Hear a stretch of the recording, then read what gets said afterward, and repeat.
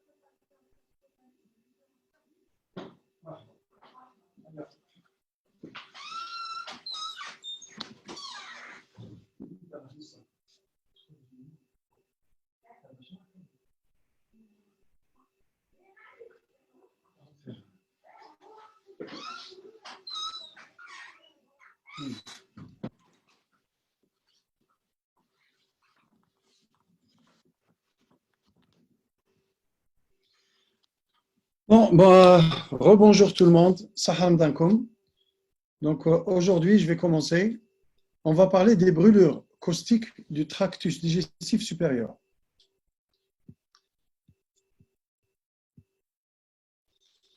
C'est une question très importante à partir du moment où il s'agit d'une urgence et l'erreur n'est pas permise quand il s'agit d'une urgence.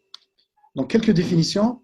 D'abord, c'est quoi un produit caustique? Un produit caustique, c'est un produit chimique susceptible d'entraîner des lésions tissulaires au niveau de son lieu d'application. Et on parle, c'est l'intitulé, des brûlures caustiques du tube digestif supérieur représentent l'ensemble des lésions tissulaires secondaires à la prise accidentelle ou volontaire d'un produit caustique. Ça intéresse le tractus digestif supérieur, on va le voir pourquoi. Parce qu'après l'ingestion du caustique, il y a un spasme du pylore qui va avoir tendance à limiter la progression du caustique, mais les dégâts intéressent surtout l'œsophage et l'estomac concernant le tube digestif. Mais ça intéresse le voisin du tube digestif qui est l'arbre respiratoire, soit par destruction de la paroi du tube digestif, donc par contiguïté, soit par inhalation quand il s'agit d'un produit qui est également inhalé. Bien sûr, le caustique passe obligatoirement par la sphère ORL. Et donc, vous voyez déjà qu'il y a intervention, sphère ORL, arbre respiratoire et tractus digestif essentiellement supérieur. C'est un accident malheureusement qui reste très fréquent dans notre pratique. Il s'agit d'une urgence diagnostique et thérapeutique. L'endoscopie digestive est restée pendant longtemps l'examen clé qui permet un bilan lésionnel initial et ce qui va conditionner l'attitude thérapeutique. Mais actuellement, dans les recommandations récentes, de plus en plus, on va le dire plus loin, que l'examen qui est plus sensible, qui est plus performant que cette endoscopie, on va voir pourquoi, c'est le scanner fait en urgence avec injection de produits de contraste et que finalement, on peut se passer dans pas mal de cas de cette endoscopie digestive. Le pronostic à court terme, c'est le pronostic vital qui est engagé et donc les décisions que vous allez prendre dans le cadre de l'urgence seront très importantes puisque c'est la vie du patient qui en dépend. Quand le patient passe l'épisode aigu, à long terme, à moyen et long terme, c'est le pronostic fonctionnel, puisqu'on va voir cette inflammation, quand elle dure dans le temps, elle va entraîner une fibrose, et la fibrose va entraîner une sténose, et ce qui va entraîner un problème d'ordre nutritionnel. Et à très long terme, c'est la dégénérescence. Et on juge que l'antécédent de prise d'un produit caustique représente un état précancéreux. L'état précancéreux, c'est un état qui augmente la probabilité d'avoir un cancer, et on va terminer avec ça. Ce qui est important à préciser, c'est que l'ingestion de caustique nécessite une prise en charge pluridisciplinaire. Donc, il y a plusieurs disciplines qui interviennent, puisqu'on a vu déjà que ça intéresse la sphère ORL, le tube digestif, et ça intéresse également l'arbre respiratoire. Donc déjà là, on a 3 intervenants, l'ORL, le gastro-entérologue, le pneumo. Bien sûr, c'est le chef d'orchestre qui va coordonner tout ça, c'est le réanimateur, puisque c'est une urgence qui engage le pronostic vital. Bien évidemment, on a un radiologue qui va faire le bilan lésionnel initial et on va le voir quand intervient le radiologue. Et je rappelle que dans les guidelines actuelles, c'est pratiquement toujours, puisque le scanner, c'est un examen très fiable. Quels sont les produits caustiques? On les subdivise schématiquement en 3 types. On a les bases, les acides, et bon, les oxydants et les autres. Les bases, c'est utilisé comme déboucheur de tuyaux, comme nettoyant de four. L'ammoniac liquide est également volatile, donc ça peut aussi entraîner des lésions de l'arbre respiratoire de façon directe. Et l'olivette, largement utilisée chez nous, comme vous le savez, ces bases-là entraînent une nécrose de liquéfaction. Pourquoi? Parce qu'une base, les parois, les membranes, c'est des graisses, c'est des phospholipides, et avec une base, ça entraîne une réaction de saponification, ce qui va entraîner une nécrose de liquéfaction. Donc, la destruction de la paroi va entraîner une diffusion vers le médiastin, ce qui va engager le pronostic vital du patient. Le caractère visqueux de ces produits explique que leur descente plus lente, que les lésions œsophagiennes, généralement, sont plus sévères et plus par rapport aux lésions gastriques. Bien sûr, ceci ne sera pas vrai si on prend une grande quantité de caustique. Deuxième groupe, c'est les acides. Il y a les acides et c'est des acides forts. On a deux types, c'est l'acide chlorhydrique, c'est l'esprit de sel, ça vous connaissez, l'acide sulfurique, comme l'acide de batterie. Et ces acides vont entraîner une dénaturation, une coagulation des protéines membranaires. Donc vous voyez que les bases vont agir surtout sur les lipides, alors que les acides, surtout sur les protéines. Et donc ça entraîne une nécrose de coagulation. Et si la quantité de caustique n'est pas très importante, cette coagulation, cette nécrose de coagulation va avoir tendance à limiter la pénétration vers les plans profonds et donc les lésions seront plus superficielles. Leur caractère liquide, donc le passage rapide de l'œsophage vers l'estomac, explique, et après le spasme du pylore, ça va stagner dans l'estomac. Donc ça explique que les lésions, souvent, sont plutôt sévères au niveau de l'estomac, notamment l'antre, par rapport aux lésions œsophagiennes. Bien sûr, encore une fois, si on prend une grande quantité, ça va entraîner, bien sûr, une destruction tant au niveau de l'œsophage qu'au niveau de l'estomac. Quels sont les autres? Les autres, l'eau de Javel. L'eau de Javel, il faut qu'on en discute parce que l'eau de Javel est sous ces deux formes. L'eau de Javel berlingot, c'est-à-dire l'eau de Javel concentrée, est un véritable produit caustique puisque l'eau de Javel a la particularité d'induire des lésions caustiques et par rapport aux autres produits caustiques, on va le voir que les lésions vont rester évolutives pendant 24-48 heures, voire plus. Ça veut dire, pour les autres produits, ça détruit et ça donne des lésions dans les premières heures et le pic des lésions, on l'atteint généralement à la 6e heure. C'est-à-dire, si on fait une endoscopie à la 6e heure, on a le bilan lésionnel exact. Alors que l'eau de Javel concentrée donne des lésions qui vont avoir une courbe plus lente. Et donc, si on fait une endoscopie précoce, on va sous-estimer très largement les dégâts. À l'inverse, l'eau de Javel diluée. L'eau de Javel diluée n'est pas caustique. Dans votre pratique future, vous allez voir que la majorité des consultations aux urgences, ça sera l'eau de Javel diluée. S'il vous plaît, examinez votre patient, rassurez. Quand il s'agit d'un enfant, rassurez les parents. Et généralement, c'est des patients qui sont asymptomatiques ou polysymptomatiques, renvoyez-les chez eux sans faire d'autres explorations. Et donc, premier message pour les caustiques, l'eau de Javel, il faut faire la différence entre l'eau de Javel diluée, qui n'est pas caustique, et l'eau de Javel concentrée, qui est un caustique et qui donne des lésions qui restent évolutives pendant quelques jours, alors que les autres produits caustiques, c'est des heures. Deuxième caustique qu'on n'utilise plus d'ailleurs, c'est l'eau oxygénée qu'on utilisait, ce qui est proscrit dans la désinfection, etc.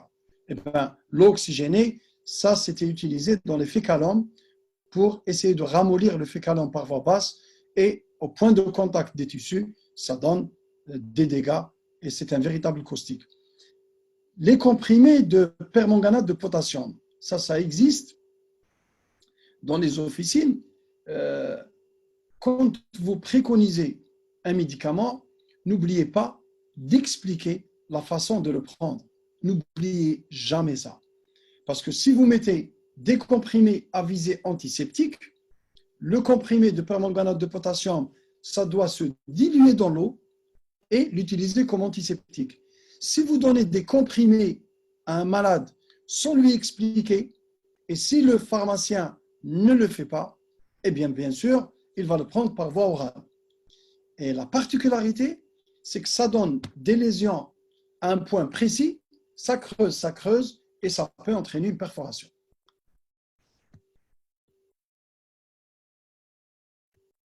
Quels sont les facteurs de sévérité?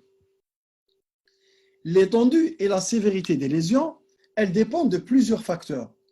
D'abord, on a déjà vu la nature du produit acide, base, oxydant ou autre, sa forme, liquide, solide, visqueuse ou volatile, et bien évidemment, ça dépend également de la quantité et de la concentration.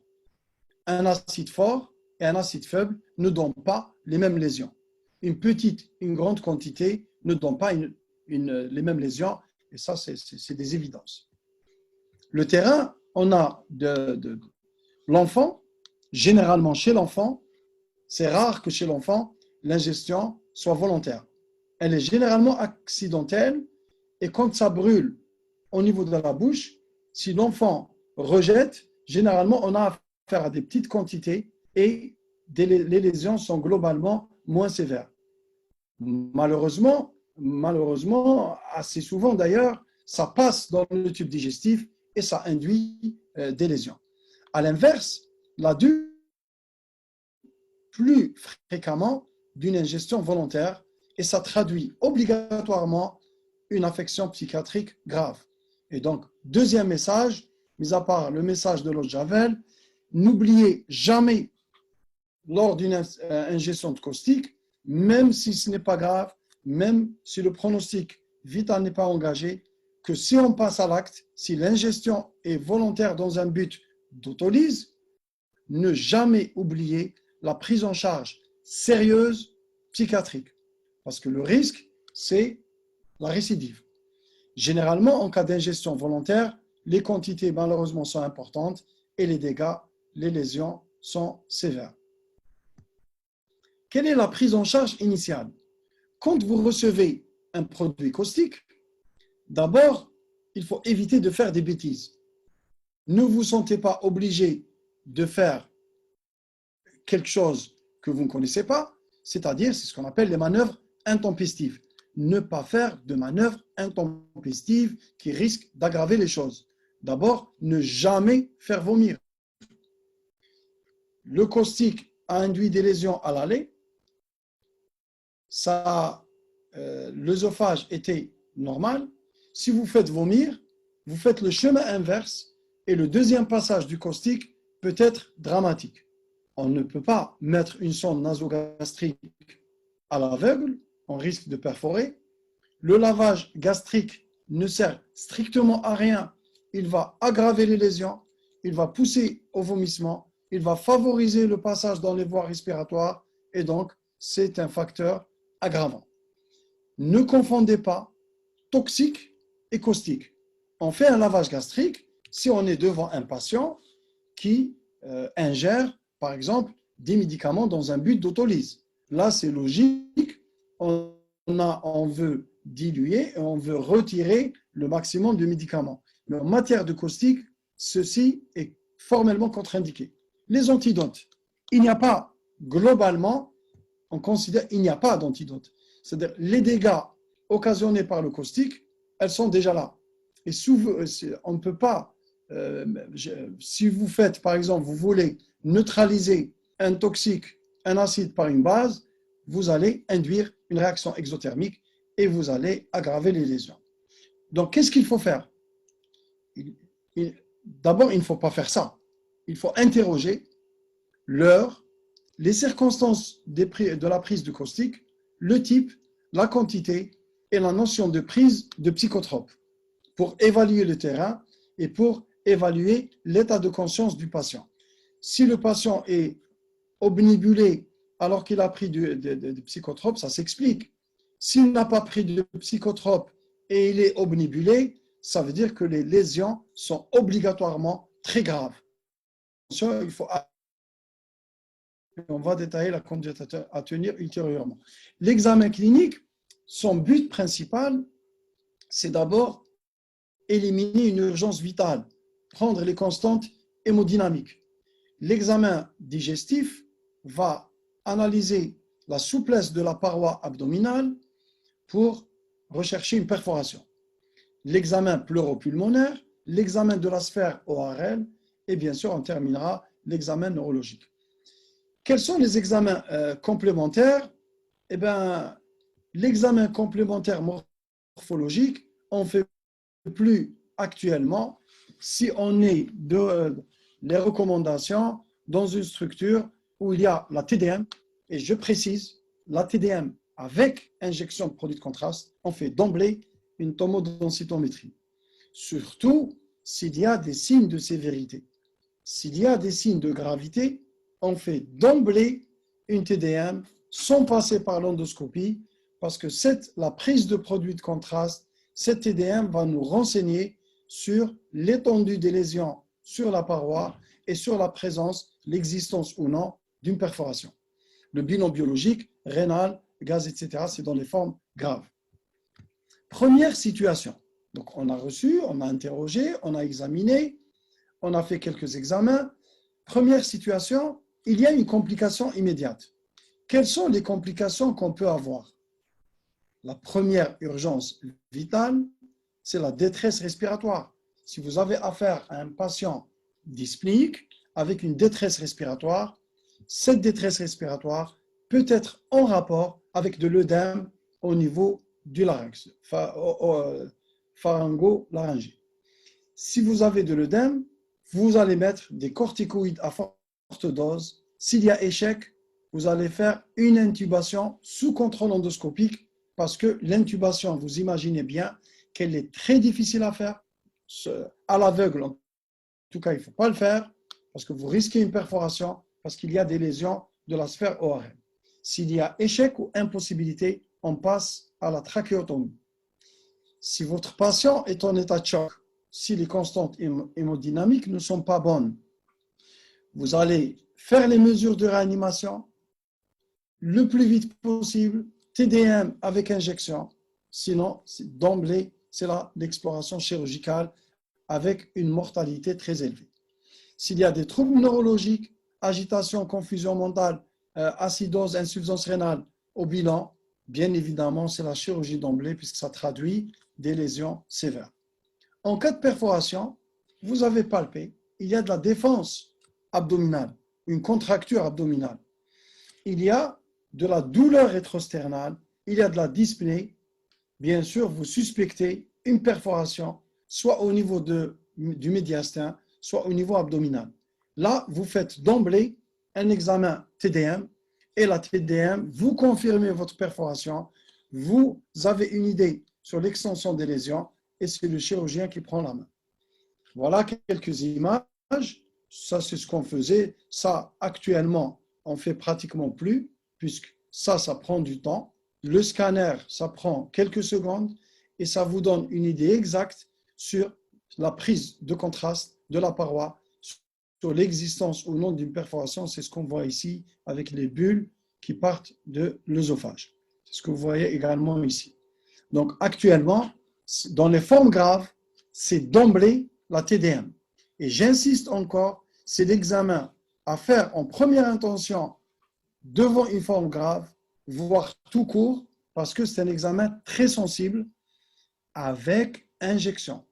Si on a une impossibilité de faire le scanner avec injection où il y a une contre-indication à l'injection de produits de contraste dans les formes graves, là, on va commencer par un examen endoscopique. Deuxième situation, actuellement, tous les guidelines sont faits à partir des données de l'endoscopie. Mais ça va changer d'ici peu. On peut changer les algorithmes en fonction de l'atteinte à la TDM. Mais actuellement, ça reste l'endoscopie, du moins chez nous. L'endoscopie digestive haute, elle est systématique. Pourquoi elle est systématique? Parce qu'on peut se dire, on voit s'il y a des lésions ORL, s'il n'y a pas ou peu de lésions ORL, on est rassuré. Jamais. Parce que dans la prise de caustique volontaire, le patient va ingérer d'emblée le caustique et le passage ORL sera rapide et on peut avoir des lésions ORL qui ne sont pas sévères alors qu'il y a des dégâts au niveau du tube digestif. Et donc, retenez qu'il n'y a pas de parallélisme entre la gravité des lésions bucco-pharyngées et des lésions digestives, ce qui fait de cet examen endoscopique un examen obligatoire. Elle a un quadruple intérêt, un intérêt diagnostique, ça permet de classer les lésions en 4 stades, on va voir, donner une véritable cartographie des lésions, évaluer le pronostic, et donc ça va nous permettre d'établir, de poser les indications thérapeutiques.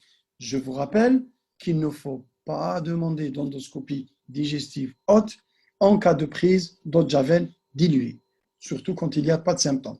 Je dirais même s'il y a des petits symptômes avec des brûlures, cette endoscopie ne sert strictement à rien. Et je parle ici de l'eau de javel diluée, pas de l'eau de javel concentrée, qui est un véritable caustique. Non seulement il est caustique, mais il faut rester vigilant parce que le moment de l'endoscopie, on va le voir dans la plaque suivante. Les contre-indications habituelles de l'endoscopie, on est censé avoir examiné le malade, éliminer une perforation, que ce soit au niveau abdominal ou au niveau médiastinal.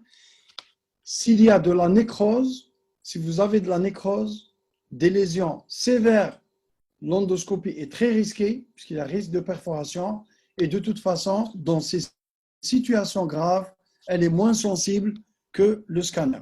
Donc, on va faire d'emblée le scanner en cas de détresse respiratoire, d'état de choc, chez un patient qui n'est pas conscient, s'il n'est pas intubé. Ça, c'est des contre-indications à l'endoscopie, et on va passer directement là au scanner.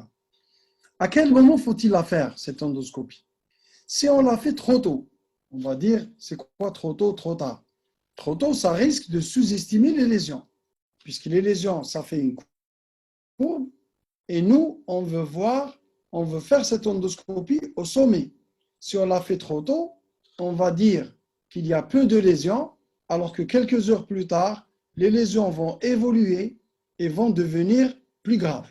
Trop tard, l'examen sera très difficile parce qu'il y aura de l'œdème et il y a un risque de perforation. Globalement, ce que vous devez retenir, c'est que cet examen endoscopique, on doit les faire dans les 24 heures, généralement entre 6 et 12 heures de l'ingestion du produit caustique.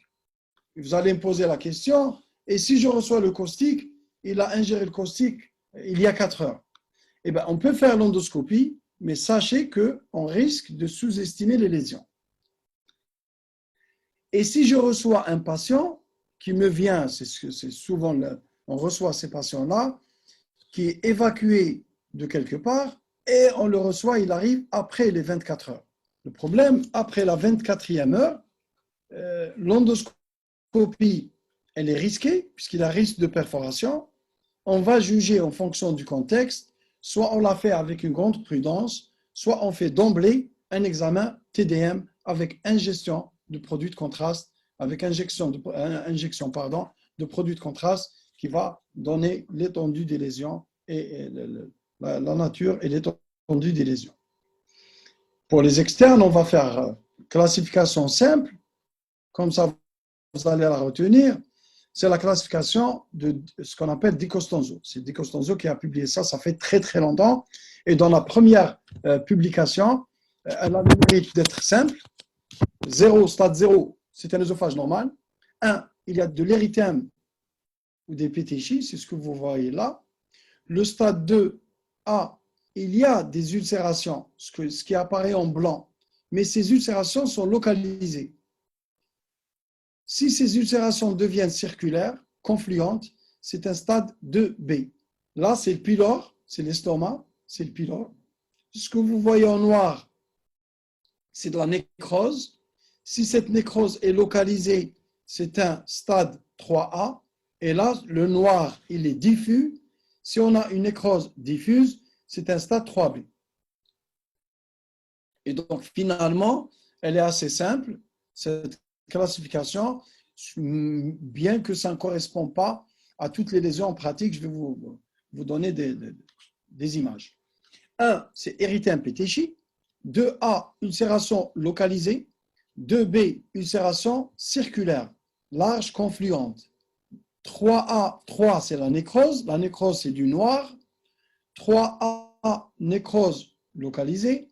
3B, nécrose diffuse. La classification la plus utilisée par les spécialistes, c'est la classification de Zargar, puisque là, on retrouve ce qu'on a dit précédemment, mais on retrouve également d'autres lésions qui n'ont pas été décrites par la classification initiale de Di Costanzo.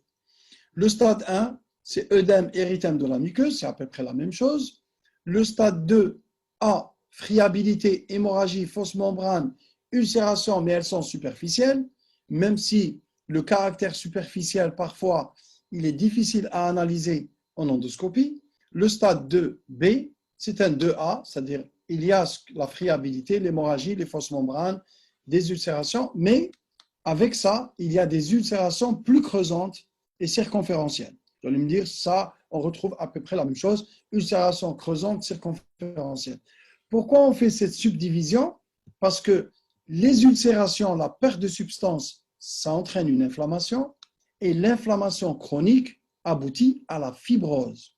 Et donc, le risque d'évolution vers la fibrose n'est pas du tout le même devant un stade 2A ou un stade 2B. Bien évidemment, vous comprenez aisément que le stade 2B donne plus de fibrose, et donc de sténose.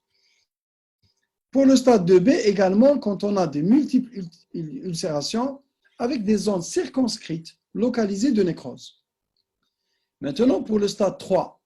Le stade 3, c'est une nécrose en îlot. Il y a plusieurs îlots de nécrose. Et quand elle est étendue, c'est un stade 3B. Ça vous donne à peu près ce qu'on a dit dans le Di Costanzo. Retenez pour vous, pour l'examen, retenez la première classification de Di Costanzo, c'est-à-dire le 1, érythème pétéchie. Là, c'est Di Costanzo modifié, c'est la même chose. Voilà, des lésions oropharyngées. Ça, c'est les cordes vocales. Ça, c'est les sinus piriformes. Et vous voyez cette ulcération large, étendue de l'hypopharynx avec l'œdème des deux sinus piriformes. Vous voyez que c'est gonflé par rapport à ça. Et cette ulcération, il n'y a pas un creuse-pas. Il n'y a pas, regardez, les limites de cette ulcération les limites sont au même niveau. Si elle creusait, on aurait des limites plus surélevées. Donc là, on parle d'ulcération superficielle, large, alors que si elle creuse, on parlera d'ulcération creusante. Bien sûr, l'ulcération creusante est plus sévère. Voilà quelques images des lésions de l'œsophage. Ça, c'est un œsophage normal. Ça, c'est un érythème diffus. Donc, on va classer stade 1. Là, par exemple, vous avez des ulcérations superficielles, mais circonférentielles. Donc, on va classer stade 2B. Là, vous avez des ulcérations, mais vous avez également de la friabilité, de l'hémorragie, et on va classer stade 2. Stade 2 de Zargar. Là, je vous remets la classification. Friabilité, hémorragie, fausse membrane, ulcération superficielle. On va classer stade 2A de Zargar. Et si vous revenez au Di Costanzo, à partir du moment où les ulcérations sont circulaires, confluentes, on va classer plutôt 2B. Donc, vous voyez qu'en endoscopie, quand même, selon la classification qu'on utilise, il y a des différences.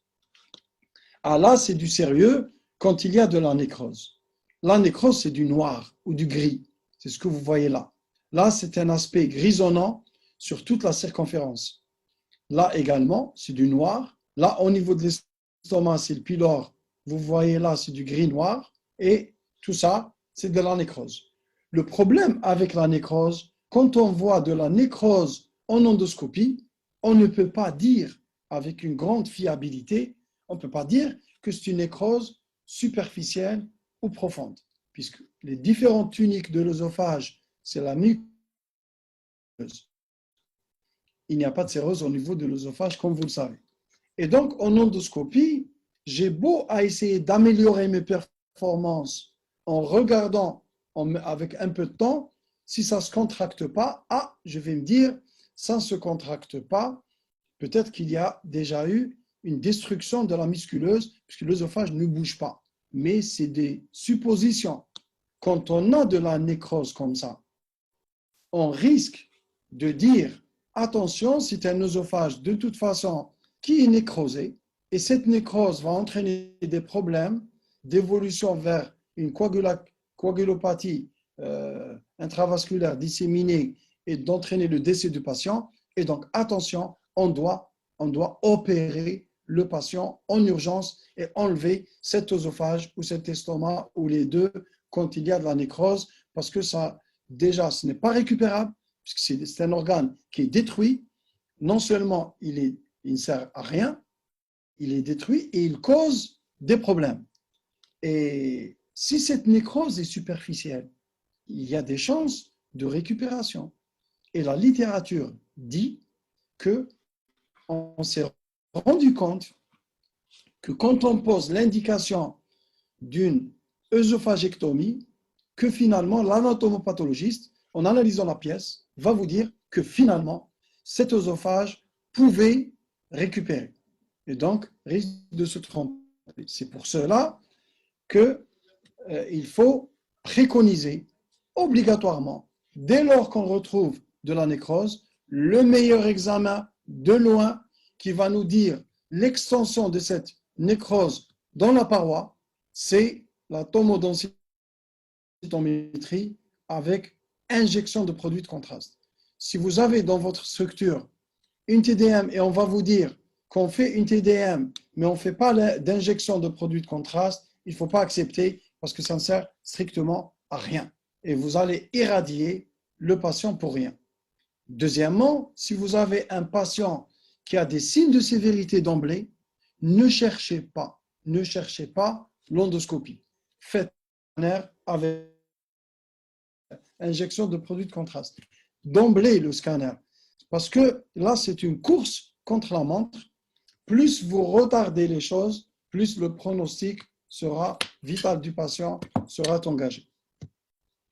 Là, quelques images. Là, c'est l'estomac. Vous voyez que c'est des ulcérations assez larges, mais elles n'atteignent pas la circonférence, alors que là, on a la teinte pratiquement circonférentielle. Donc là, on va plutôt classer 2A et là, on va classer gastrique 2B. Ces lésions vont être classées dans l'œsophage et dans l'estomac. On va parler, par exemple, œsophage 2A, estomac 3A ou 3B, etc. On va faire les combinaisons. Là, vous voyez que ça, c'est le pylore. Là, il y a de la nécrose au niveau de l'estomac. Là également. Là, on va classer stade 3B gastrique. Là, c'est le pylore, puisqu'on a une nécrose diffuse. Et on va dire que cet organe est complètement nécrosé. Et donc, il faut l'enlever. Et si vous l'enlevez comme ça à la hâte, vous risquez d'avoir des gastrectomies inutiles dans 12% des cas. C'est pour cela que, encore une fois, en cas de nécrose, on revient au scanner. Là, par exemple, vous voyez des lésions œsophagiennes. Là, l'évolution après 15 jours. Là, au niveau de l'estomac, ça, c'est le pylore. Ça, c'est une ulcération large. Et là, c'est une nécrose en îlot. Et vous voyez que cette ulcération qui est diffuse, là, il commence à y avoir une rétraction. Le risque, c'est d'avoir une sténose. Et je vais vous parler d'un malade qu'on a reçu d'ailleurs aujourd'hui. Le pronostic. On ne classe pas pour classer. On classe pour avoir un pronostic. Pour les stades 0, 1, 2A, c'est bien évidemment des stades d'excellent pronostic. Il va y avoir une récupération pratiquement complète. Pour le stade 2B, je vous rappelle ce qu'est un 2B. 2B, c'est des ulcérations larges, confluentes, circonférentielles. Le risque majeur, c'est la sténose. Et bien sûr, il y a plus de risques dans l'œsophage que dans l'estomac, puisque l'œsophage est un organe plus étroit. Si vous avez des ulcérations sur la circonférence, eh bien, ça va serrer et ça va donner une sténose. L'estomac, c'est plus large, mais malgré tout, si on a, par exemple pour les acides, si on a un spasme du pylore, le caustique va stagner et il va y avoir des lésions sur la circonférence au niveau de l'antre qui vont évoluer vers la sténose du pylore. Et je vais vous parler d'un malade qu'on a reçu. Bien sûr, ces lésions, quand on a des ulcérations, si elles sont creusantes, s'il y a de la nécrose localisée, puisque c'est un 3A, il y a risque également d'une perforation secondaire. C'est pour cela que c'est des malades à hospitaliser obligatoirement pour, on va voir, pour nutrition parentérale et pour surveillance. Pour les stades 3B, cela, c'est l'action que vous allez faire en urgence, c'est la course contre la montre, puisque la morbidité et la mortalité sont très élevées. Et plus vous retardez la prise en charge, plus elle sera encore plus élevée. Alors, une petite pause. Là, vous recevez un malade qui a ingéré une base forte,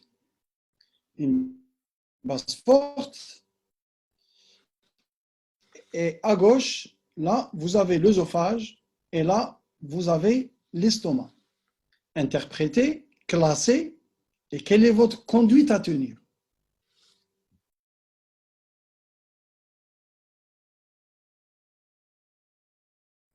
Ok, je pense que tout le monde a répondu juste. À gauche, donc c'est une nécrose qui atteint toute la circonférence de l'œsophage. C'est un stade 3B œsophagien. À droite, au niveau de l'estomac, c'est une nécrose étendue. C'est également un 3B gastrique. Donc, on est vraiment devant le cas de figure le plus difficile et le plus grave. Alors là, qu'est-ce qu'il faudra faire? Obligatoirement, premier examen à faire, c'est la TDM avec injection de produits de contraste. C'est le premier examen. Il peut suffire à lui seul pour donner toutes les informations et toute l'extension. Le deuxième examen à demander, parce que quand on a une destruction de la paroi œsophagienne, le voisin direct de l'œsophage, c'est la trachée. Et s'il y a une destruction de la paroi œsophagienne, il y aura une atteinte de la trachée. Et en fonction de cette atteinte de la trachée, la stratégie chirurgicale risque de changer. Je vais développer plus loin. Donc, conduite à tenir, œsophagite et gastrite stade 3B. Donc, c'est un 3B gastrique. Vous allez dire lésion caustique sévère, 3B de l'œsophage et 3B de l'estomac. On va aller obligatoirement vers une œsogastrectomie en urgence. Pour avoir une décision et ne pas faire d'œsophagectomie, de gastrectomie pour rien, on passe par la TDM thoraco-abdominale avec injection de produits de contraste et une endoscopie bronchique. Pourquoi l'endoscopie bronchique? On a décidé, on a confirmé la nécrose pariétale au scanner. Cette endoscopie bronchique, soit elle ne trouve pas de lésions ou peu de lésions au niveau de la trachée. Ah, ça c'est formidable, enfin c'est moins grave, parce qu'on va enlever l'œsophage sans ouvrir le thorax.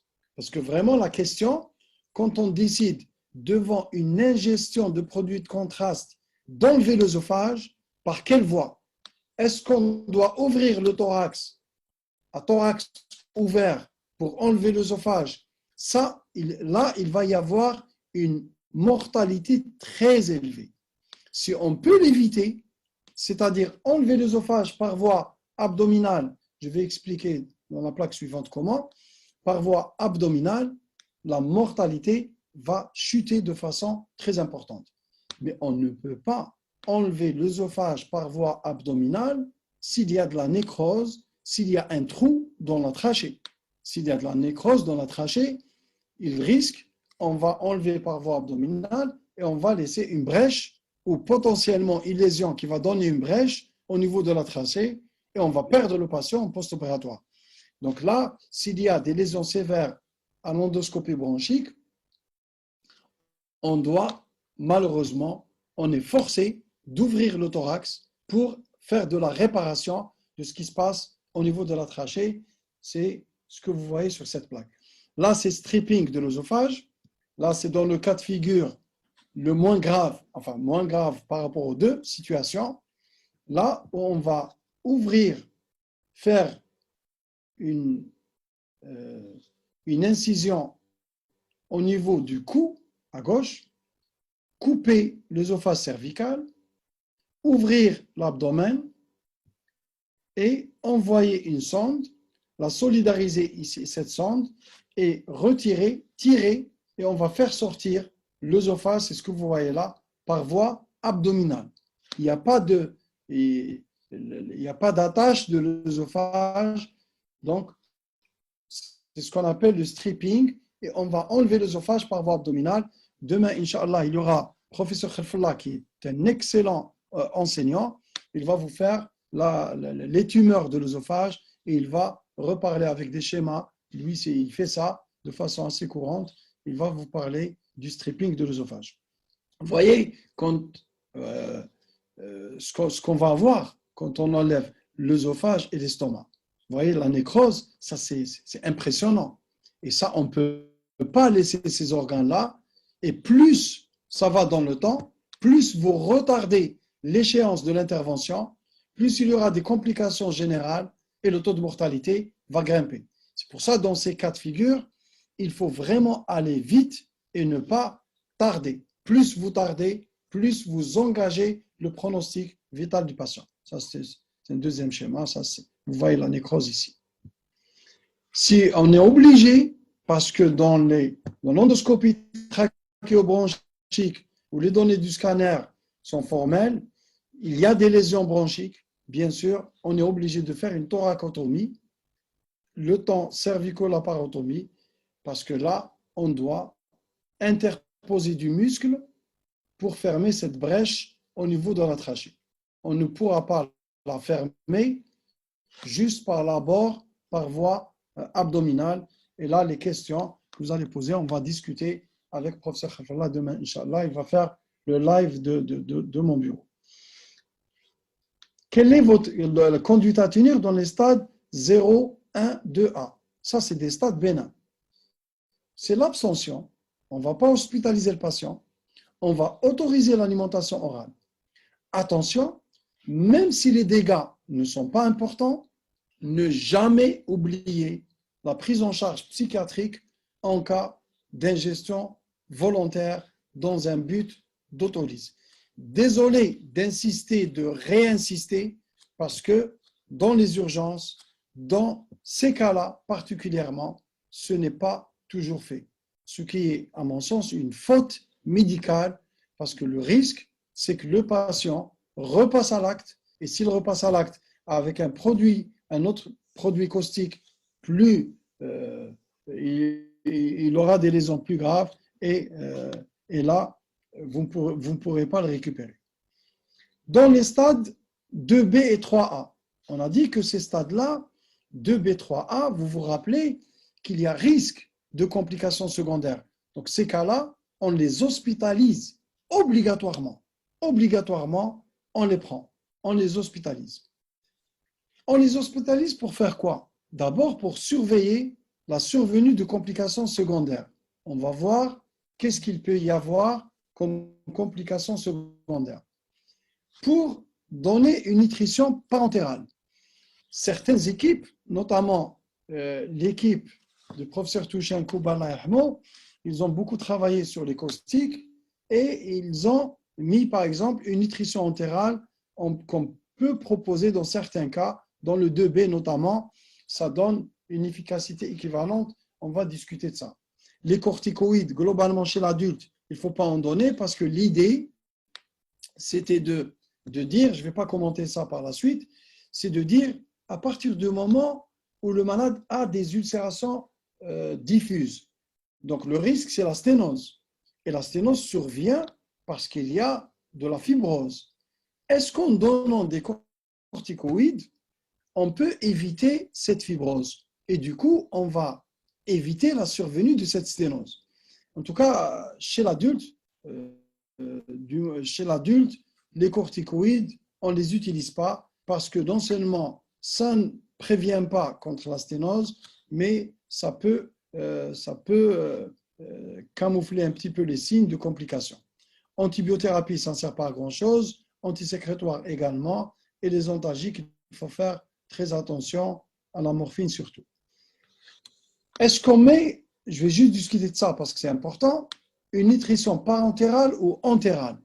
Est-ce que par la bouche ou est-ce que par une voie centrale, par les veines?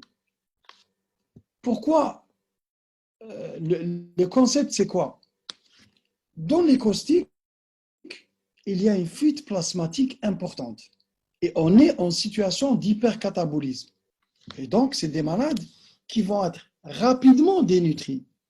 Et du coup, il faudra instaurer une nutrition hypercalorique avec un apport hydroélectrolytique adéquat. Et cette nutrition hypercalorique, on pourra la mettre en place avec une nutrition parentérale. On peut substituer dans des centres spécialisés, notamment dans les stades 2B, cette nutrition parentérale par la voie entérale, à condition qu'elle soit hypercalorique, parce que cette voie coûte beaucoup moins cher et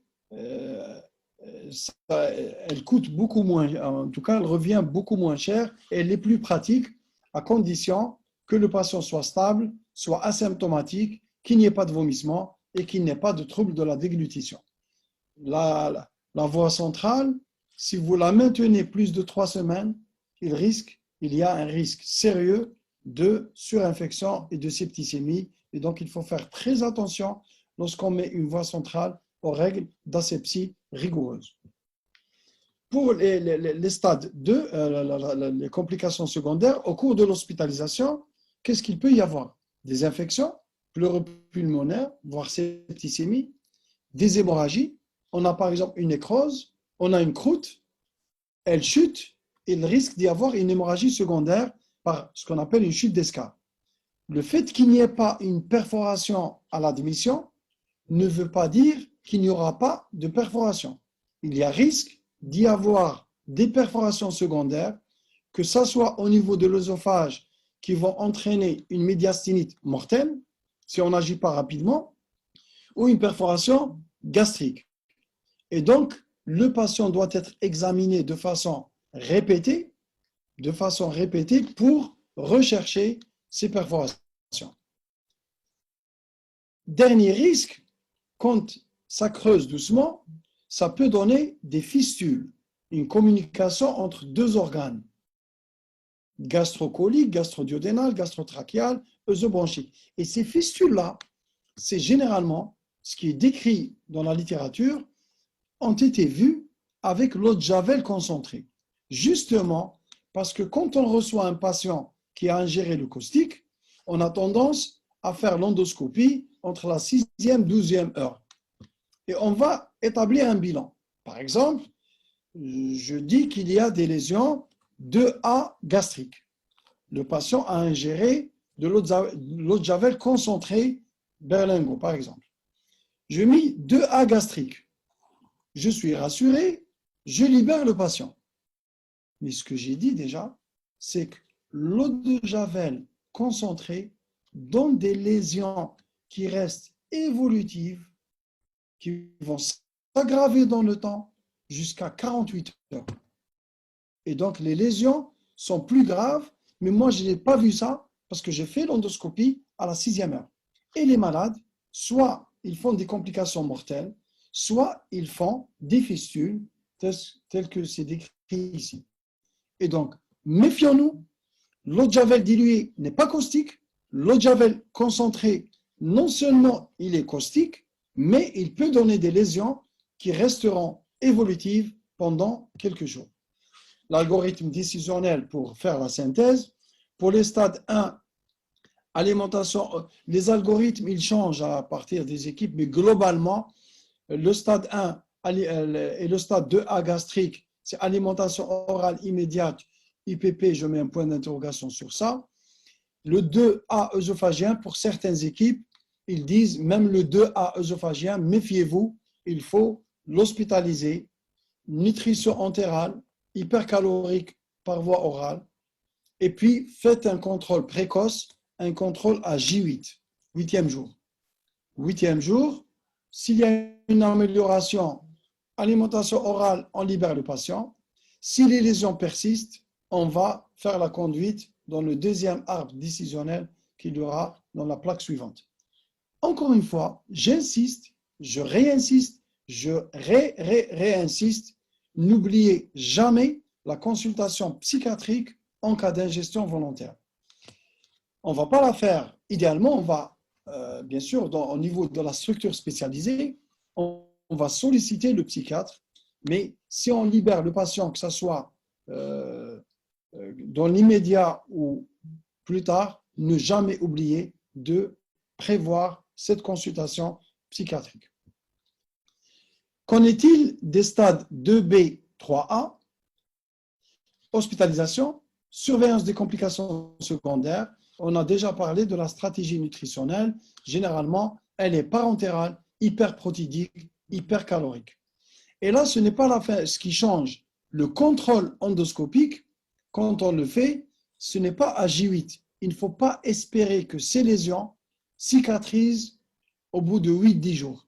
Le contrôle endoscopique, c'est 21 jours. Pourquoi on a choisi ce contrôle à 21 jours? Parce que le malade, il est sous nutrition parentérale. La nutrition parentérale impose une voie centrale sous-clavière. Et la voie centrale, si on va au-delà de 21 jours, si on va au-delà de 21 jours, elle risque d'être une porte d'entrée pour les germes et entraîner une septicémie.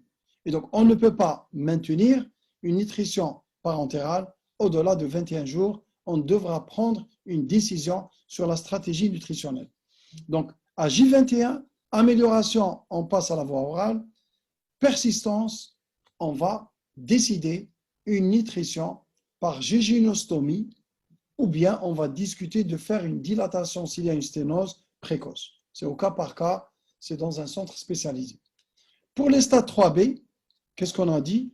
Pour le stade 3B, œsophagien gastrique, c'est la TDM, endoscopie bronchique.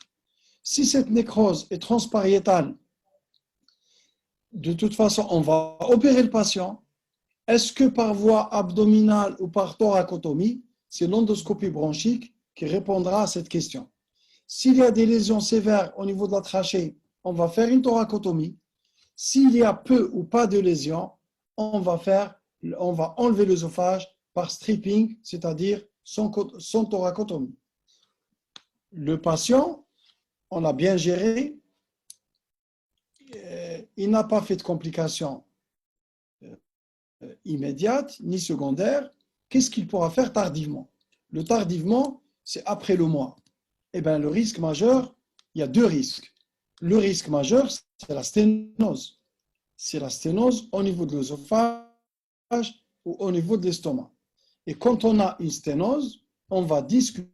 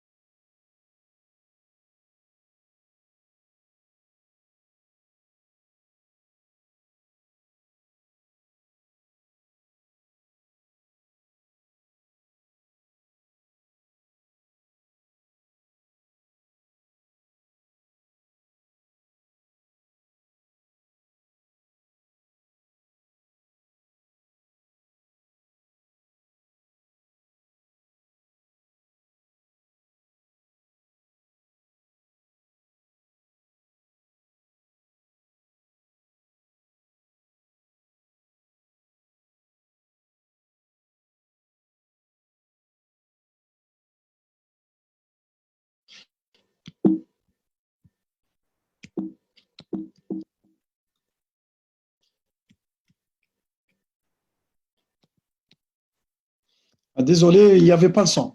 Donc, je reprends. à partir des complications tardives, voilà.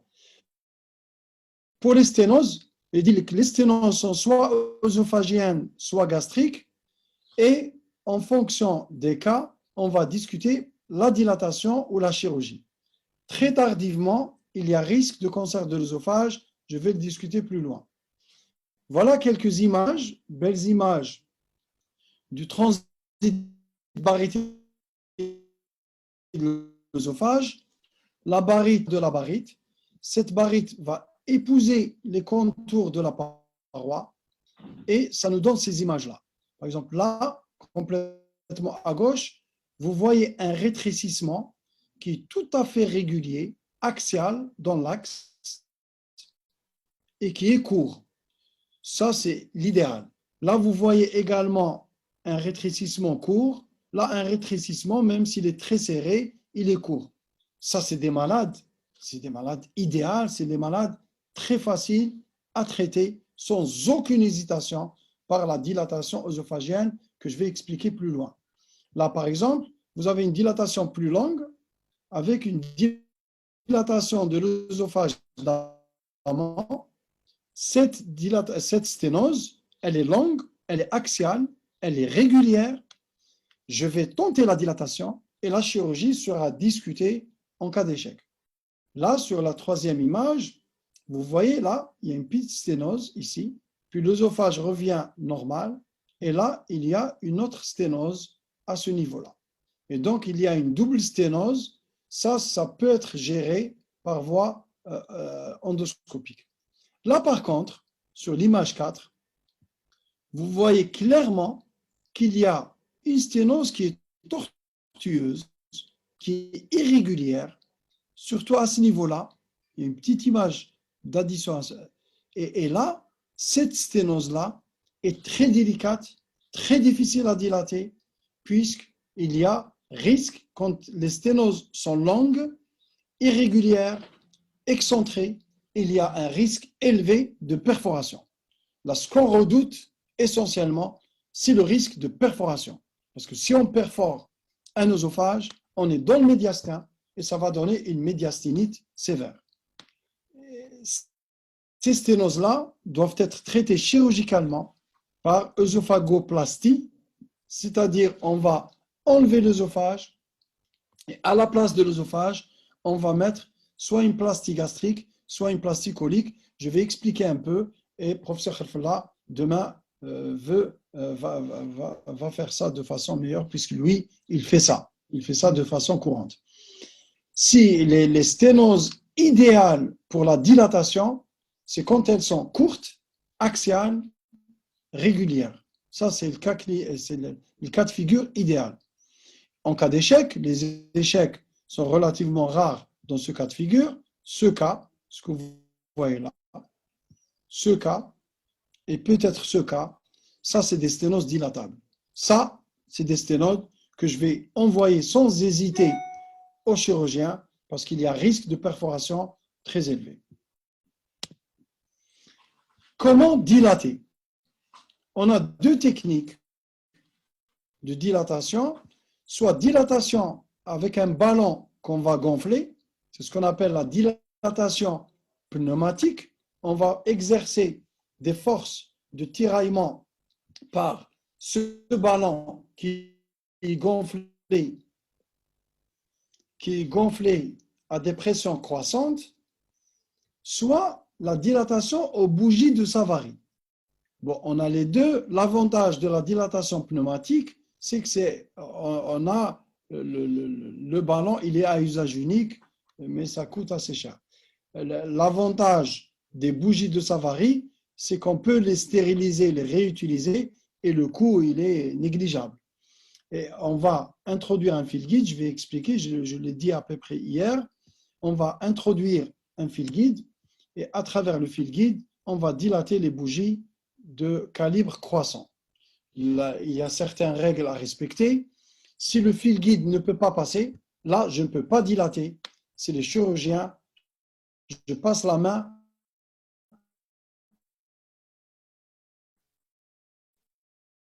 au chirurgien. Donc, la limite absolue fil guide, il va guider le chemin de cette bougie. Le fil guide, quand il passe, la bougie va coulisser sur le fil guide et elle ne va pas aller dans le médiastin, je ne risque pas de perforer. C'est ça l'intérêt du fil guide, parce que je vais retirer l'endoscope et mettre les bougies. Dès que j'ai une résistance, je mets 2 bougies de calibre supérieur et je m'arrête. Je fais ça sur plusieurs séances et là, la fréquence, le nombre de séances, il est à discuter au cas par cas. Pour les sténoses qui ne connaissent pas la dilatation, et là, voilà, c'est un cas clinique reçu le 4 mai 2020, c'est-à-dire aujourd'hui, par mon ami Dr Kadash. C'est un homme âgé de 34 ans qui a ingéré un caustique il y a 1 an, c'est l'esprit de sel, donc c'est l'acide chlorhydrique.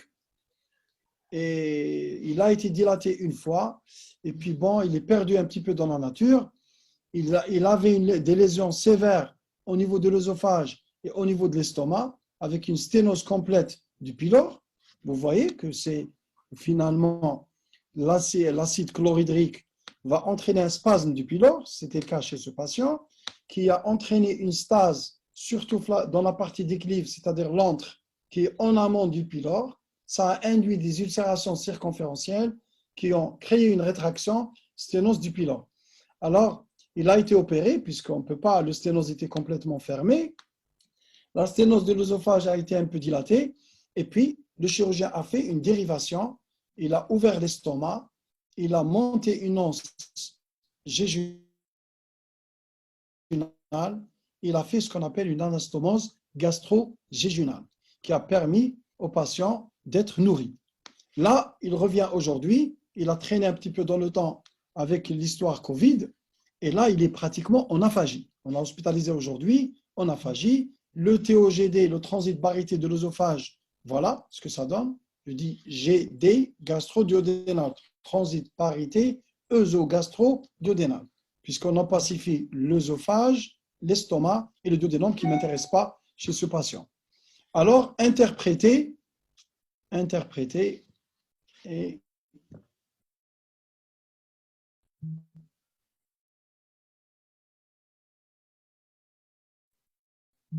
d'accord.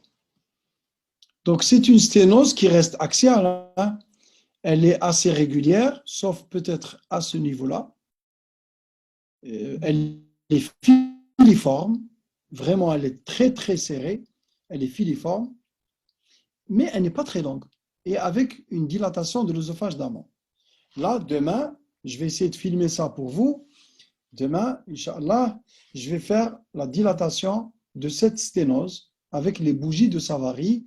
Je vais la faire, la filmer, et puis je vais vous tenir au courant sur le résultat de cette dilatation. Pour les sténoses gastriques, généralement, c'est la chirurgie. Voici ce que ça donne. Voici ce que ça donne. Vous voyez la rétraction ici. Ça, c'est magnifique. Ça, c'est l'œsophage. Vous voyez ce qui est blanc, la fibrose, ce que ça donne. Ça ferme. Là, la rétraction au niveau gastrique. Comment on rétablit la continuité? Si on a enlevé l'œsophage, il faut mettre quelque chose à la place.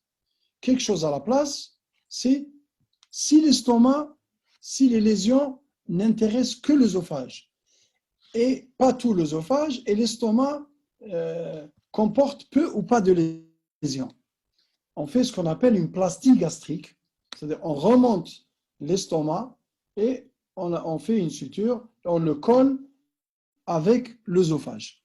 La technique, on peut la discuter demain, Inch'Allah. Soit on va enlever un morceau du côlon droit, c'est ce que vous voyez là. Le côlon droit a du péristaltisme, comme l'œsophage, même s'il est plus large, et on va mettre le côlon droit, on va l'aboucher en proximal avec la tranche de section au niveau de l'œsophage cervical, et on va l'aboucher soit avec l'estomac, soit avec le jéjunum. Et le patient pourra manger le plus normalement du monde.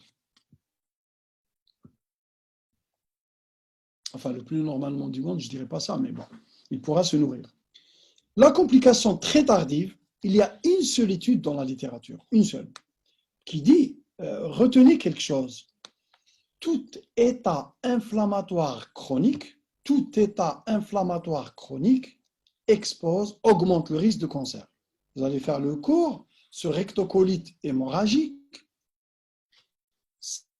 L'inflammation chronique augmente le risque de cancer.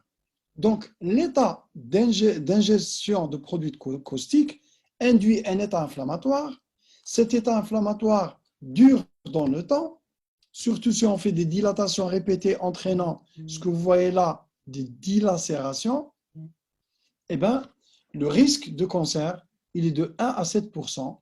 Il est multiplié par 1000 par rapport à la population générale.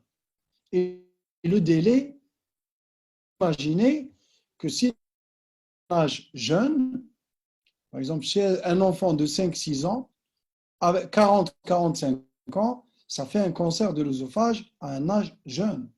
Un cancer de l'œsophage à 45-50 ans. Et c'est un carcinome épidermoïde. Encore une fois, il y a une seule étude dans la littérature, ça n'a pas été refait, parce que vous imaginez qu'il faudra suivre les patients pour une durée minimale de 40 ans, 40-50 ans, voire plus. Donc, c'est très difficile à réaliser en pratique. Donc, il n'y a pas de recommandation claire parce que la question légitime est quelqu'un qui ingère le caustique, comment on le surveille? Je l'ai dilaté, comment je vais le surveiller pour détecter les lésions qui prédisposent au cancer? Globalement, on conçoit à partir de 40 ans de l'ingestion, le rythme, etc. Il n'y a aucun guideline clair là-dessus. Donc, je n'ai aucune réponse à vous proposer. Voilà, j'en ai terminé. L'ingestion de caustique, c'est une urgence médico-chirurgicale pluridisciplinaire. Et s'il vous plaît, surtout dans les cas graves, ne faites pas traîner le malade aux urgences. Parce que parfois, dans toutes les situations aiguës qui engagent le pronostic vital, il ne faut pas le temps. C'est une course contre la montre. Plus vous perdez du temps, plus vous engagez le pronostic vital du patient, il y a une perte de chance. C'est-à-dire, le malade pouvait être récupéré, mais vous ne l'avez pas fait parce que vous avez demandé un bilan et vous attendez sagement, tranquillement, dans votre vision, etc. Il ne faut pas faire ça. Ça, c'est très mauvais, très délétère pour les malades en situation d'urgence. La TDM avec injection de produits de contraste est très sensible pour le bilan lésionnel et probablement dans les guidelines. Là, j'ai pris les guidelines, j'ai maintenu l'endoscopie parce que c'est ce qui est fait chez nous, mais retenez que dans le futur, c'est la TDM avec injection de produits de contraste, si elle est disponible, s'il n'y a pas de contre-indication à l'injection, si c'est fait par un opérateur entraîné, ça peut même supplanter largement l'examen endoscopique. L'endoscopie est moins sensible que la TDM, surtout dans les formes graves, et là, vous comprenez aisément que dans les formes graves, dans ces formes-là, pardon.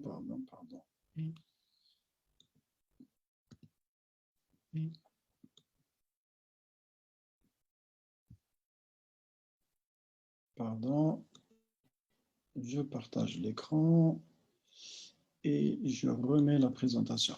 Surtout dans les formes graves, le pronostic est conditionné par l'importance des lésions initiales et ne jamais oublier, en cas d'ingestion volontaire, la prise en charge psychiatrique.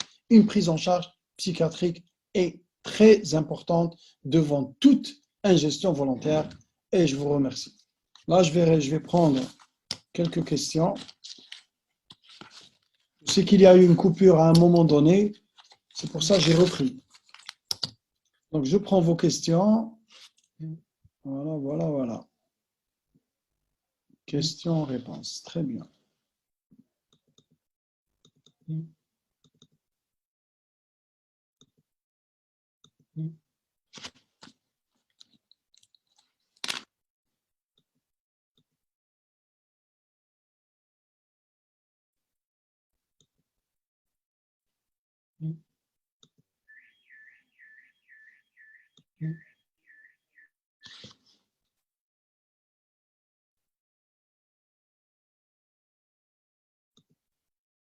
Désolé, j'ai des petits soucis pour les questions.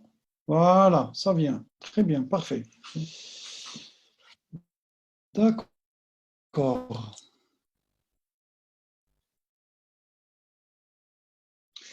Oui, je l'ai dit, les bases. Une base, c'est NaOH, KOH. Revenez un petit peu à la terminale. C'est tafa'ul tasabbun. Si vous prenez une graisse, c'est un ester. Et la réaction d'une graisse avec une base entraîne, bien sûr, c'est une réaction de saponification. Donc, ça va agir, les bases vont entraîner une destruction des graisses membranaires, c'est les phospholipides et le cholestérol, comme vous le savez, et donc ça entraîne une nécrose de liquéfaction. Voilà. Ah, est-ce qu'on doit ingérer beaucoup d'eau pour diluer le produit? Jamais. Jamais jamais pour plusieurs raisons. La première raison, c'est que les dégâts occasionnés par le caustique sont déjà là. Donc, vous n'allez pas changer, vous n'allez rien changer. Deuxièmement, mettre beaucoup d'eau va entraîner des vomissements. Le patient, si vous donnez beaucoup d'eau, il va vomir. Et s'il va vomir, vous allez aggraver les lésions. L'endoscopie peut activer le réflexe nauséeux, donc risque de vomissement. Pas vraiment. L'endoscopie, l'examen endoscopique, déjà, il est censé être fait sous sédation. Et quand on fait bien, quand on est doux avec le patient, c'est rare que le patient va roter, va faire des efforts comme ça. Sinon, on le fait sous sédation si on a ce problème-là. La chirurgie en cas de trouble neurologique. En cas de trouble neurologique, si le patient n'a pas pris des psychotropes, ça veut dire qu'il y a de la nécrose étendue. Si on a des troubles neurologiques, c'est qu'on a forcément des lésions étendues qui vont nécessiter une chirurgie, c'est-à-dire une chirurgie exploratrice. Mais là, dans cette chirurgie, idéalement, on fait rapidement un scanner avec injection de produits de contraste qui va donner le bilan lésionnel et on va directement envoyer le patient au bloc opératoire, sinon le risque de décès, le taux de décès sera très important. C'est quoi hydrosoluble? Là, il faut oublier ça, je ne l'ai pas enlevé, c'est quand on donne un examen pour opacification, c'est-à-dire ce que j'ai appelé le transit baryté, c'est la baryte. La baryte, le problème de la baryte, ça donne de belles images, c'est ce qu'on avait vu tout à l'heure, mais le problème de la baryte, c'est qu'elle n'est pas soluble. Donc, imaginez que vous avez une perforation. La baryte va passer dans le médiastin ou dans le péritoine. Elle ne pourra pas être éliminée puisqu'elle n'est pas soluble dans l'eau. Et donc, ça va induire des complications, des réactions à corps étranger, et ça va induire, bien sûr, des problèmes. Alors, dans ces cas de figure, si on suspecte une perforation, on va donner, au lieu de la baryte, un produit radio-opaque, mais qui est soluble dans l'eau. C'est ce qu'on appelle hydrosoluble. Ça donne des images de moins bonne qualité, mais il n'y a pas ce risque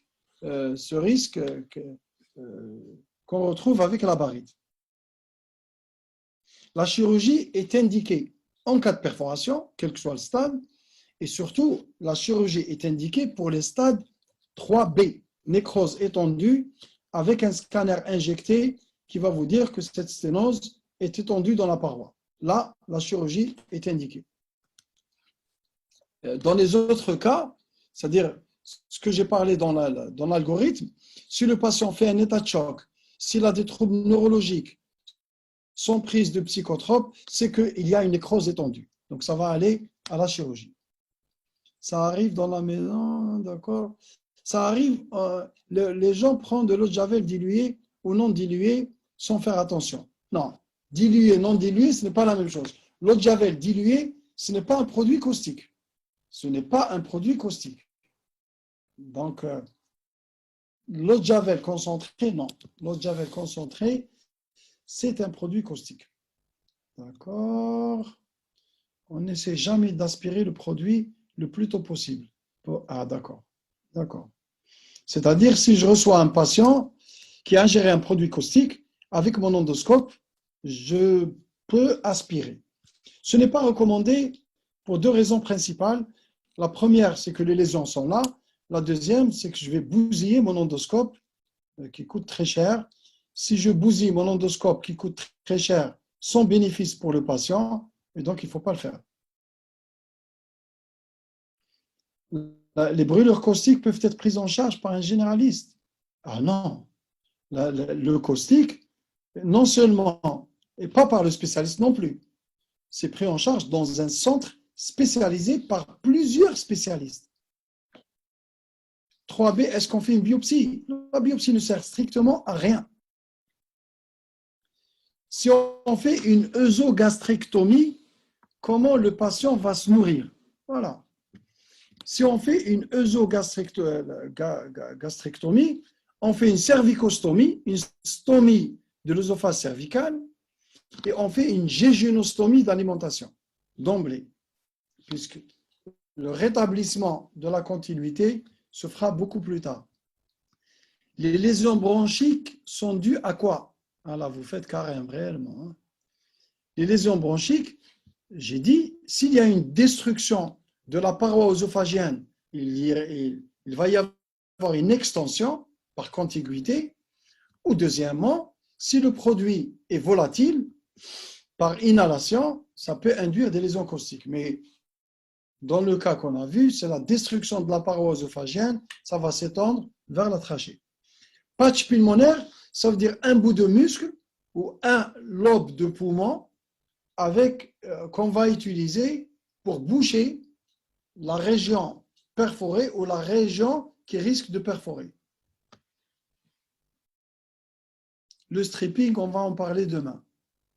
Jéjunostomie. Vous n'avez pas compris jéjunostomie. Jéjunostomie, c'est le jéjunum. On va ouvrir et faire une ouverture, la boucher à la peau. Et à travers cette stomie, on va injecter de la nourriture. Comme ça, le patient ne va pas être dénutri. Ah, plastique colique gastrique, ont-elles des complications dysphagie par exemple? Ça, c'est une très bonne question. Oui. Eh bien oui, ça c'est le risque majeur.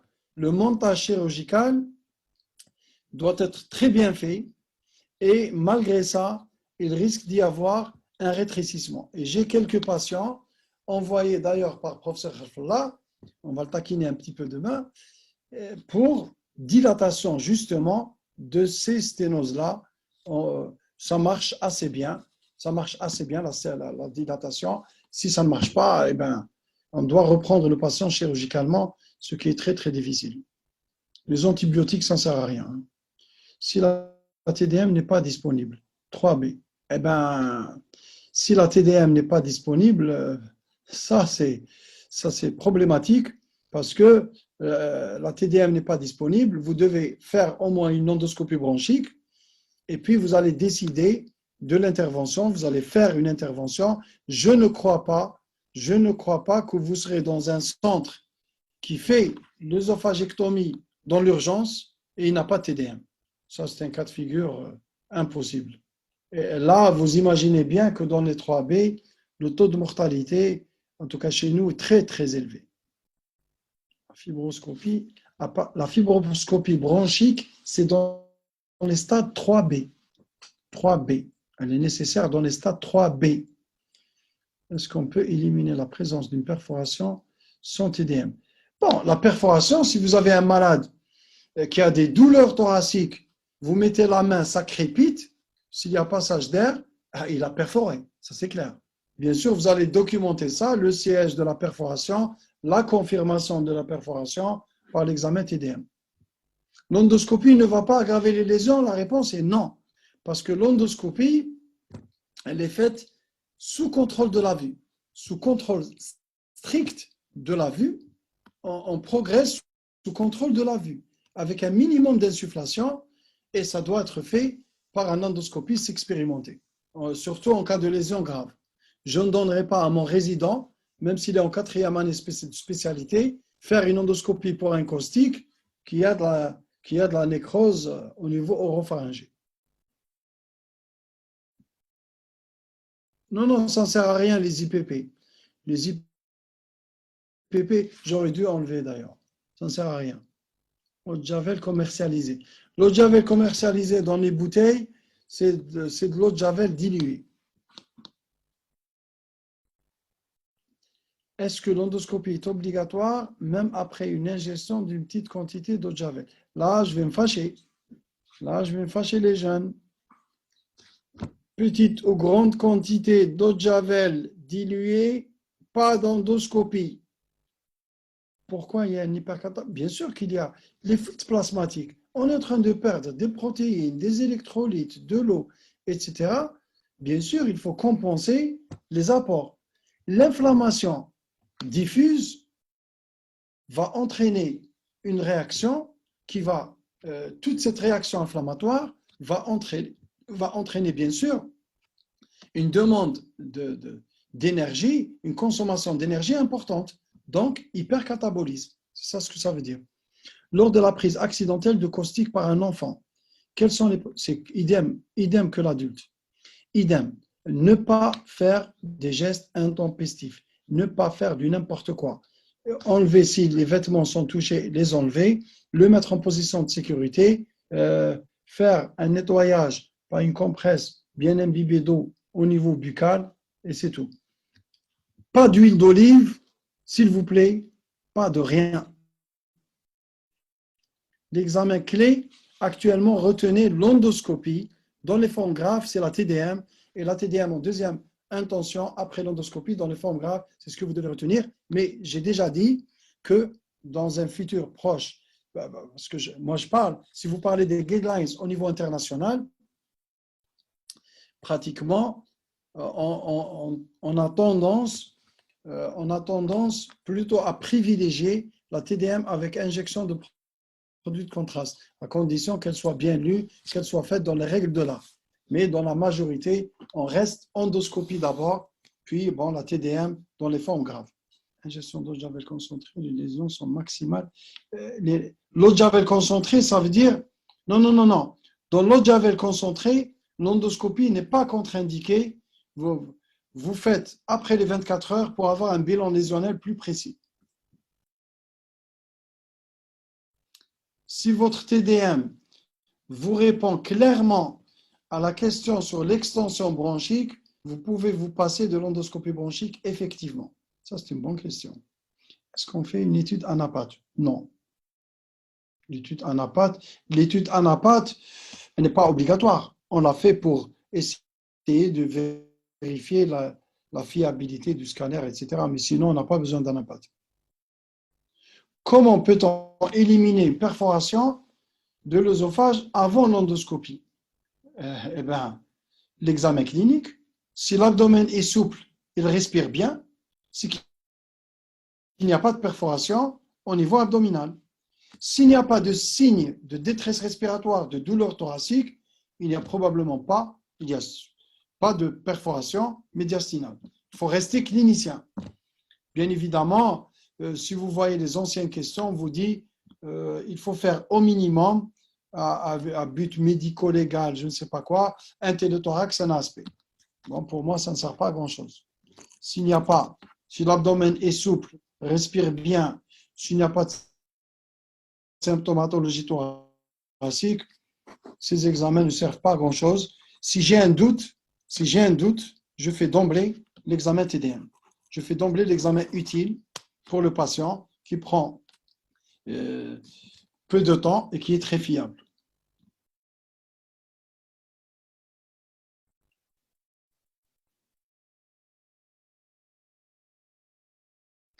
Pour les stades 1, alimentation immédiate.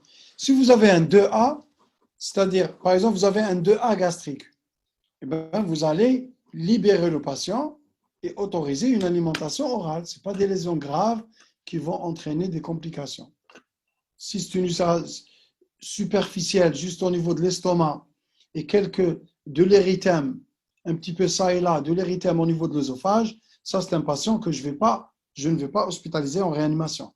C'est un patient, je vais autoriser l'alimentation orale dans un premier temps, si vous le voulez, liquide, et puis au bout de 24-48 heures, il va reprendre l'alimentation orale habituelle. Allez, le stade sévère, l'alimentation, la reprise de l'alimentation, c'est après le bilan de J21, c'est-à-dire après les 21 jours. J'ai fait le bilan. S'il y a de l'amélioration et il y a possibilité d'alimentation orale, c'est OK. S'il n'y a pas d'amélioration, eh ben, je vais préconiser une jéjunostomie, c'est-à-dire aboucher le jéjunum à la peau et avec des seringues, etc. Non, la chirurgie, pas dans le 3A, dans le 3B. L'indication de l'antibiothérapie, si au cours de la surveillance, le malade fait une infection prouvée, on va faire une antibiothérapie orientée en fonction du germe et en fonction de la sensibilité de ces germes.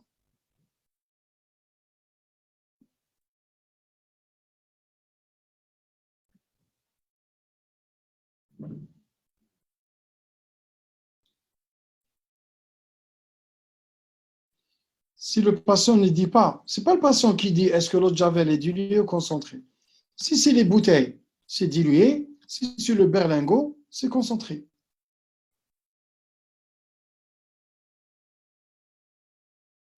La gravité des lésions diffère pour les acides et les bases. Oui, les bases sont dans des lésions plus graves. Mais dans l'absolu, ce n'est pas absolu parce que ça dépend également de la quantité du caustique. Si tout l'estomac est nécrosé, eh ben on enlève.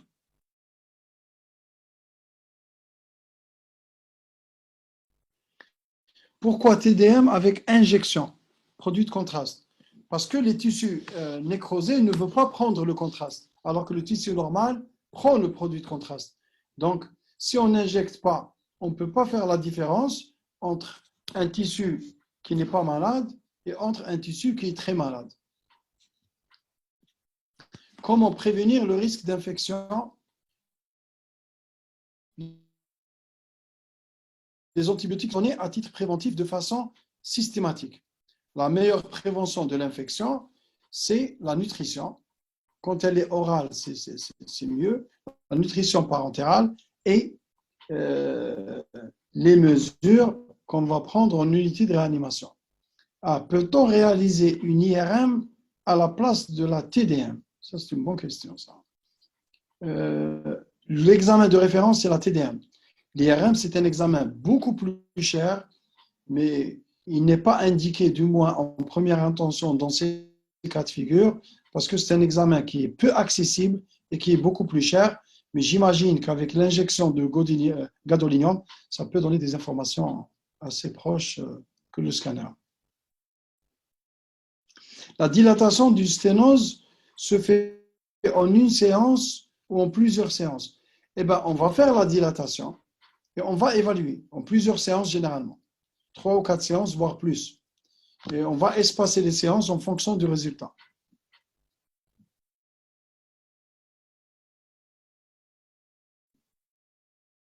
On ne donne pas les IPP, oubliez-les. J'ai fait une bêtise. Une lésion, est-ce qu'il y a des aliments à bannir? Pourquoi on n'utilise pas les IPP? Pourquoi on n'utilise pas? Bon. On a généralement, sans preuve, les malades qui sont 2A, qui sont incolibères, on met sous IPP, mais sans aucune preuve de l'efficacité de ces IPP. On ne fait plus de téléthorax. Bon, on ne fait plus de téléthorax. Ça dépend. Si vous n'avez pas de scanner dans votre structure, vous allez faire le téléthorax avec un cliché qui prend les coupoles pour la recherche de pneumopéritoine. Et sinon, l'examen à faire d'emblée, c'est le scanner. Il est plus fiable, il vous donne plus d'informations, il est plus rapide, il est tout ce que vous voulez. Donc, pourquoi passer téléthorax, ASP? C'est la même discussion. Quelqu'un qui fait une occlusion intestinale aiguë et qui consulte en urgence. On ne fait plus d'abdomen sans préparation pour dire les fameuses, je ne sais pas, niveau hydroaérique, plus haut que large, plus large que haut. L'histoire, c'est le scanner d'emblée. Le scanner va vous donner l'obstacle, le siège de l'obstacle, la nature de l'obstacle, va vous donner beaucoup d'informations, beaucoup plus fiables. Bon, je vais revoir un petit peu les questions. Et bon, là, ça va se terminer pour le live.